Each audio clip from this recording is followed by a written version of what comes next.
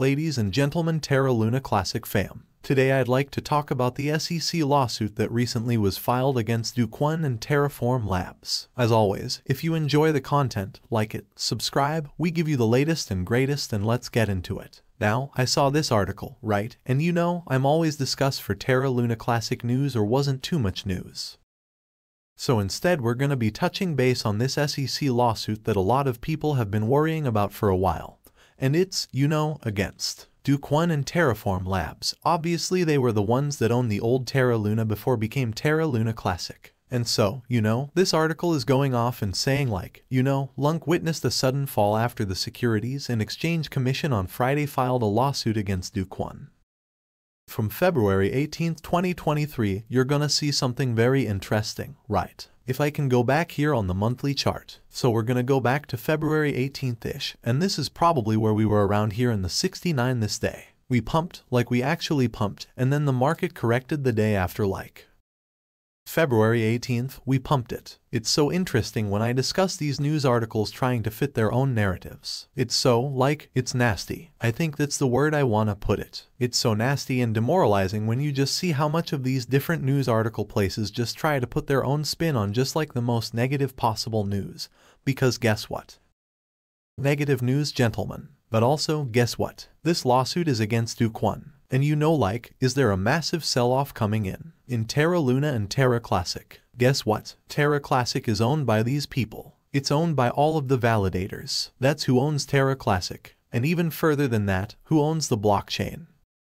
All of the people that stake their Terra Luna Classic. There is no lead developer on this project. Sure, there's a Layer 1 task force that the community decided to fund just to make sure that the blockchain stays updated. Do they own Terra Luna Classic? Do they have the end-all be-all roadmap of how we're going to quote-unquote pump Terra Luna Classic?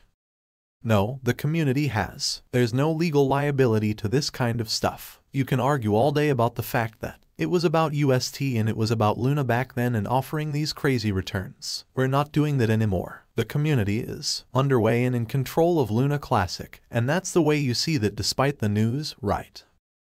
Despite the news, we're seeing Terra Classic stabilize, and yes, the volume sucks and sure it's practically a stable coin at this point. Yeah, like it's been pretty stable. It's really not done too much over the past couple of days, but it all comes down to community sentiment. If people get super excited about Luna Classic, then the price tends to do well. If people aren't excited about Terra Luna Classic developments, then they just aren't too excited. Remember that 3 months ago, I mean this is what in December, people were super excited about Lunk, it was going up again. And then boom, we had the fear-mongering campaign from the Robot Vacuum team. Lunk went into oblivion for a bit. The entire crypto market went down. And then it had a huge spike, as you know, we had some stability. And then Binance happened, and then it went right back down. And now we're getting the Binance burns back. But not in the same way we had before. Here's the thing, we've got to wait for sentiment to come back. You got to wait for people to be super excited again about Terra Luna Classic and fight for it every day. The more people we have fighting for Terra Luna Classic, the better. It's just gonna end up doing just by due process. I mean, like, if you're super excited about something and you tell someone else about it, cool. But if you're super excited about something, then you tell someone and you're not as excited anymore. It's just not gonna be the same thing. And I feel like that's the thing with crypto, and it's not only like Terra Classic, this is just a global thing. Like if people talk about Bitcoin nowadays, they're just like, yeah, it's cool, like whatever. But you're gonna have like your Bitcoin max, or you're gonna have your people that are super excited about Bitcoin. Like, yeah, like sure it's at 23 Kelvin, but like, have you seen Bitcoin? Like that is normal things on the super cycle. So yeah, I think it's definitely dependent on how you think about the world and how you think about cryptocurrency and your true faith, you know on.